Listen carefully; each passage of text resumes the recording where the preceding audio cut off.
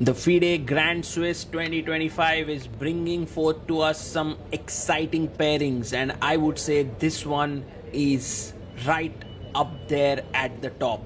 We have Yagiz Kaan Erdoğmuş on the right of your screen taking on Hans Niemann.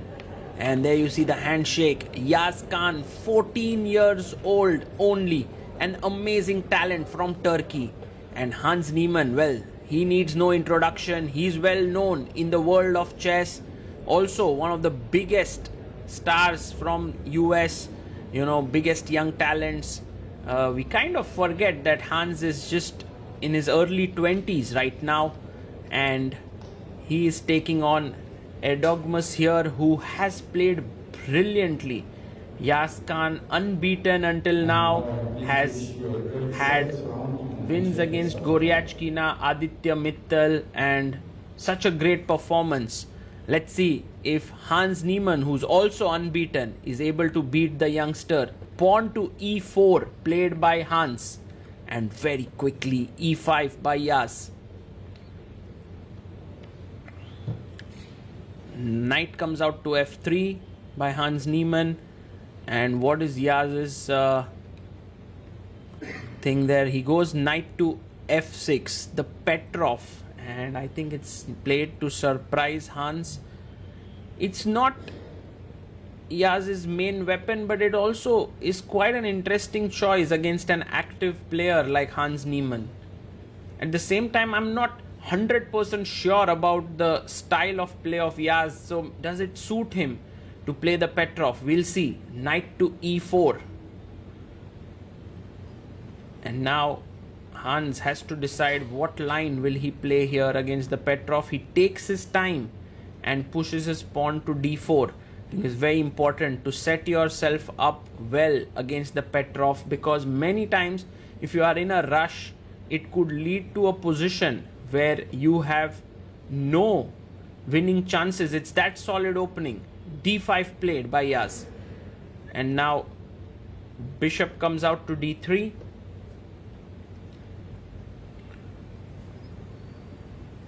Let's see what he plays here. Knight to c6. Interesting line played here. This was quite well known in the past.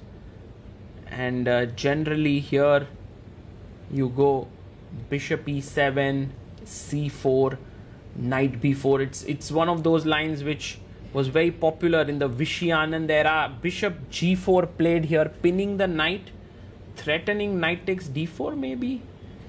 c3 played. The main move is c4, but c3 by Hans, and f5. Wow, this is aggressive chess by Yagiz. He's playing Petroff like Sicilian here. Knight to d2 by Hans Niemann. Brings his knight, in fact connects the knight on f3 so that he can start moving his queen away. Queen comes up to f6, and believe it or not guys, after 9 moves we have a fresh position here. Queen to a4 played. Wow, this is getting exciting now. The queen comes out of the pin, threatening knight e5. Short castle, no, long castles here. Wow, what a game this is turning out to be. And Hans moves his bishop to b5, and Yagiz, who is down to 23 minutes on the clock, he's been thinking a lot for some of his moves. Knight takes d2. You must take back with the knight so that your kingside structure is not fractured. Knight takes d2, and now f4 is the best move. He plays it with 21 minutes on the clock. f3 is coming in, and now Hans Niemann, he plays a beautiful move, rook e1. I love this because he controls the e file.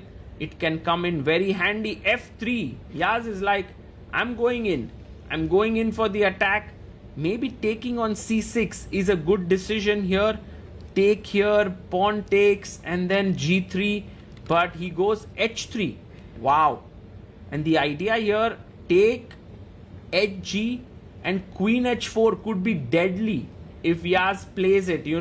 F takes g2 can be a very, very strong idea, but he goes bishop h5. He doesn't really take it, and now actually Hans Niemann has a very powerful sequence at his disposal here. He finds bishop takes c6. It's the best move to get the e5 square. B takes c6, and now rook to e5 is the move that you are looking for. And plays it. He finds it. Rook to e5. Incredible move by Hans Niemann, attacking the bishop on h5. Queen goes to g6, attacking the pawn on g2 and g3, defending it. And you can see here Erdogmus down to 3 minutes on the clock, 2.5 minutes in fact. But here's the beautiful move that Hans finds. Knight to b3. If you take the rook, knight c5 with a mate threat coming in, queen a6. So he goes rook hf8. Doesn't take here. He needs to control the c5 square. But bishop e3 and rook e8, trying to play quickly here. But Hans Niemann is now winning here in this position. He takes the pawn on c6. We are at move 20 and Erdogmus already down to 1 minute on the clock. He takes bishop e5 and Hans finds queen a8 check. King has to come up, king d7. Now you can chop off the pawn on d5, but there is bishop d6. So that's the reason why he comes knight to c5, very strong move. And after king e7, you now take the pawn on d5, which is great play. And the main point being, if you save the bishop now, bishop g5 leads to a checkmate. So that's the reason why he goes queen to f5. But Hans has many ways to win now. D takes e5 is also winning because there's no time to take on h3 here. If you take on h3, I have bishop g5 with a mating attack. But he finds bishop g5 directly. The king is trapped here. Rook comes to f6. And yeah, this is all over. D takes e5 coming in. He takes it. Pawn takes on e5. And there's a pin here attacking the rook. Queen takes g5. And e takes f6 check. You can see that the material is even now. In fact, white is a pawn up, but the black king is absolutely busted. Rook e1 check is coming in.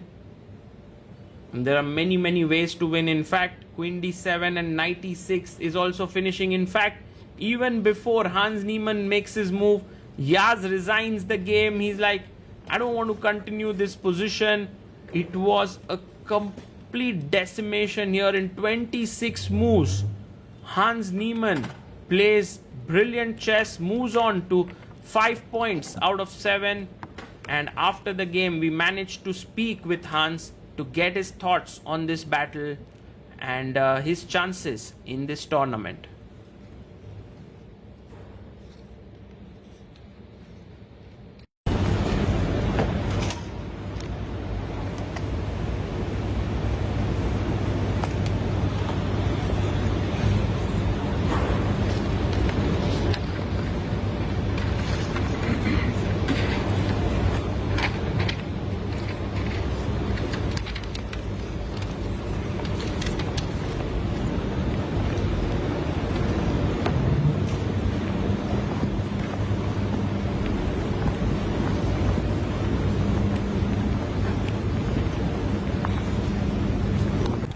Hans, what a game it was today. First of all, congratulations, and can you take us through today's game? Yeah, so he played the Petroff, which I don't think he's ever played before. He played a lot of things against e4, but I guess he wanted to play the one thing that surprised me, but he's a bit young and inexperienced, so playing the Petroff without theoretical knowledge can go very wrong like it did today. Bishop g4 was a very fighting line, so I was really happy. But after queen f6, my play was just so simple. You know, bishop, queen a4, bishop e5, and then it's quite. If I get my knight to e5, and I was really happy with this move, knight b3, and I saw it actually from a distance. Like after I played h3, rook e1 is actually a very strong move because if he plays a6, I play bishop c6, queen c6, queen c6, bc6, and now I have h3. And the point after h3 is that if bishop h5, I have rook e5. And if he plays g6, now I have knight b3. bishop b4, bishop takes f4, bishop b5, bishop 5. Now I'm sacrificed the exchange, but that's going to be it's technically lost. So this was, rook e5 was quite critical. And if he then has to play f3, after, obviously it looks like he has some attack. After h3, I thought the critical move was h5. Because I can't really take. But actually h5, I thought I had a very strong move, queen d1.